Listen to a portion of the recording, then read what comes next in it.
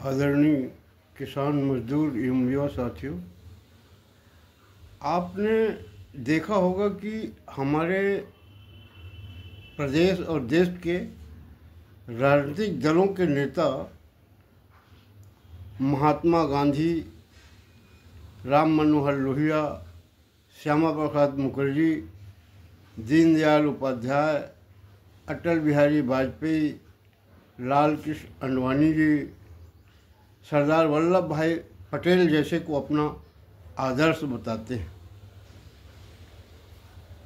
लेकिन आपने यह भी देखा होगा कि जिन नेताओं को ये अपना आदर्श बताते हैं उनके रास्ते पे ये नहीं चलते हैं। ये सुविधा अनुसार अपना रास्ता अलग से बना लेते हैं और उसमें चलते हैं। जब चुनाव में पराजित हो जाते हैं तो हार का ठीकरा जनता के ऊपर फोड़ देते हैं। वैसे मैंने जो देखा है, आप भी जानते हैं उसको, कि राजनीतिक दल द्वारा 95% विधायक सांसदों के जो उम्मीदवार होते हैं वो लखपति और करोड़पति होते हैं। और यही महानुभाव चुनाव जीतने के लिए कहते हैं कि हम राजनीति में जनता की सेवा करने आए हैं। जीतने के बाद आप ये क्या कहते हैं, आप मुझसे ज़्यादा जानते हैं और आपसे कैसा व्यवहार करते हैं इसको भी आप जानते हैं। और आप ये भी जानते हैं कि पिछले 15 अगस्त को हमारे देश के राष्ट्रभक्त प्रधानमंत्री आदरणीय नरेंद्र मोदी जी ने देश के 1 लाख युवाओं को आह्वान किया है कि आप राजनीति में आइए, जो गैर राजनीतिक परिवार के हैं उनको आह्वान किया है और आप देश की सेवा में सहभागी बनिए। इसीलिए कहा था कि ये जो अधिकांश विधायक सांसद महोदय हैं, ये जिन उद्देश्य से इनको उम्मीदवार बनाया जाता है वो देश की सेवा उस ढंग से नहीं कर पा रहे हैं।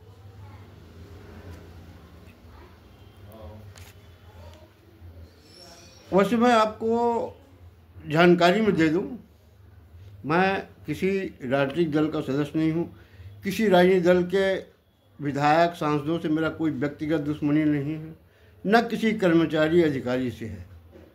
अपना परिचय भी दे दूं, समय समय पर देना जरूरी रहता है कि मैं छत्तीसगढ़ के मुंगेली ज़िले के पथरिया तहसील का निवासी हूँ। मेरा नाम है श्याम बिहारी त्रिवेदी। वैसे पूर्व जिला पंचायत सदस्य रह चुका हूँ। उसके पहले 25 वर्ष पत्रकारिता कर चुका हूँ। मन ये जो अन्याय, अत्याचार और भ्रष्टाचार को देख करके शांत नहीं रहना चाहता।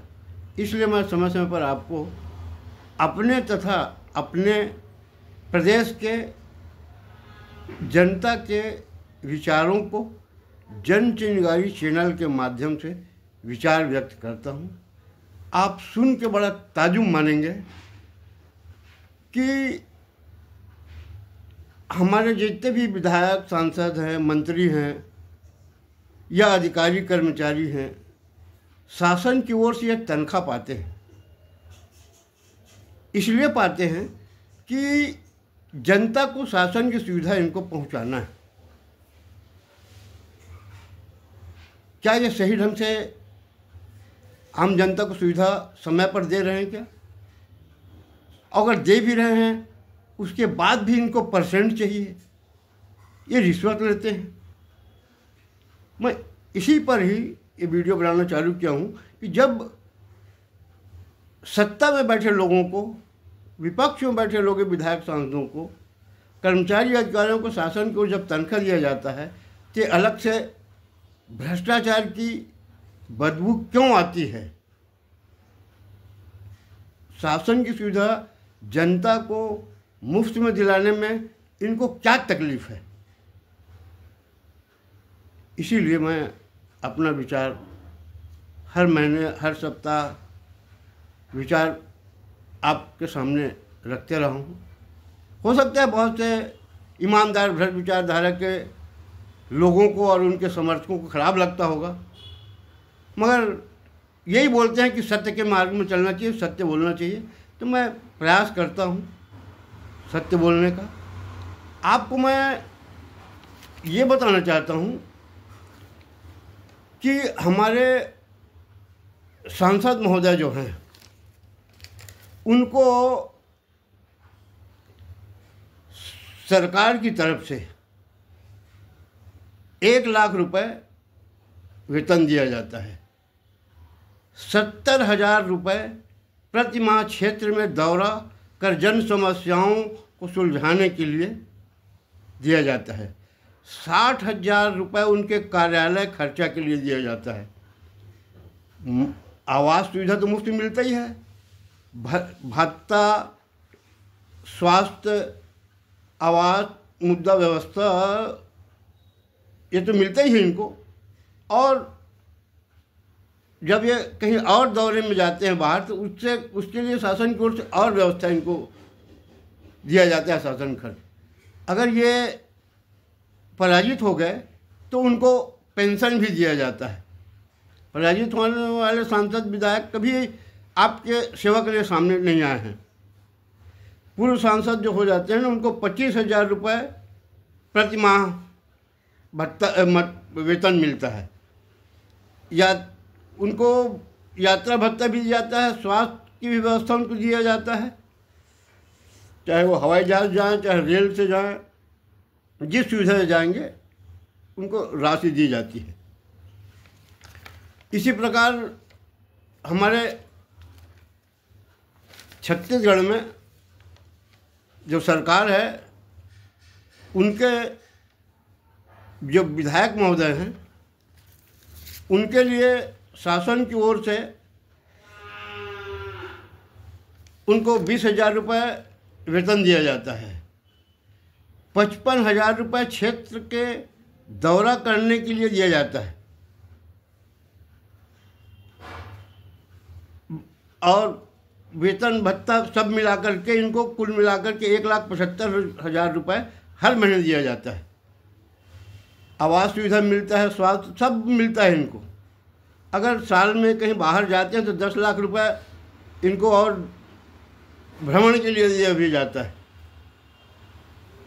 इसके बाद भी आप देख रहे हैं, मैं नहीं कहता, ये लोग कहते हैं, ऑफिस कार्यालय कहता है कि सांसद को 5 करोड़ रुपया विकास के नाम पे दिया जाता है, 4 करोड़ रुपए विधायक को दिया जाता है। उसके बाद ये किस ढंग से कैसे विकास कार्य को अंजाम देते हैं, इसके बारे में तरह तरह की चर्चाएं। इतनी सुविधा होने के बाद ये भी चर्चा है कि सामान खरीदी में मंत्रालयों में हमारे मंत्री लोग, कोई तो ये बता रहे हैं कि वो दूसरे मद का पैसा दूसरे में अपने परिवार के कार्यक्रमों में लगा देते हैं। तो शासन की जो सुविधा है, आखिर क्या कारण है? ये मुफ्त में हमको जनता को दिलाने की व्यवस्था क्यों नहीं करना चाहते? लोग तो ये भी बताते हैं कि वो जो तहसील स्तर पे विभिन्न विभाग के अधिकारी हैं, जिला स्तर पे हैं, उनसे महीने में % भी लिया जाता है, इसीलिए वो मनमानी करते हैं, जनता को ठीक से न्याय नहीं दे पाते।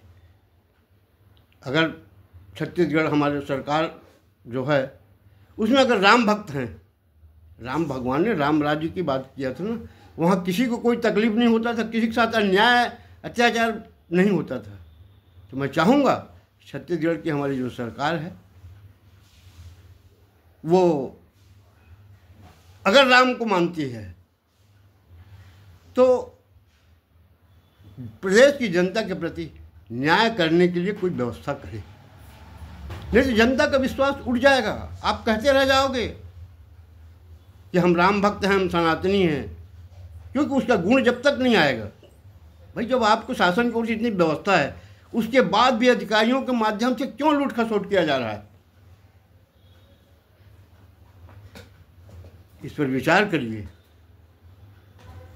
और अंत में मैं अपने सीधे सरल मुख्यमंत्री आदरणीय विष्णुदेव साय जी से निवेदन करता हूँ, खबरें आ रही है कि बस्तर सरगुजा संभाग में विकास के नाम से लूट खसोट बहुत हो रहा है, लोग भ्रष्टाचार से परेशान हैं।